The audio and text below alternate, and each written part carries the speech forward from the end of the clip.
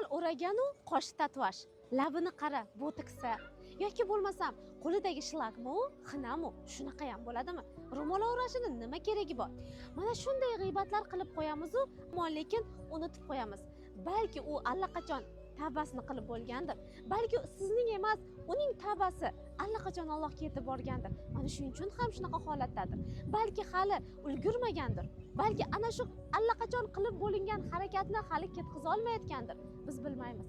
Insonning qalbini va uning tavbasi qanaqa ekanligini, uning hayoti qanaqa ekanligini bilmagan holatda g'iybat qilamiz, muhokama qilamiz va bir kun ularning muhokamasida yashaganimizda attang qilamiz. Hozir faqat o'zingizga boqing. O'zingiz bilan ovora bo'ling. Boshqalarning gunohini yelkamizga olishimizning hech qanday keragi yo'q. Chunki o'zimizniki o'zimizga yetarli.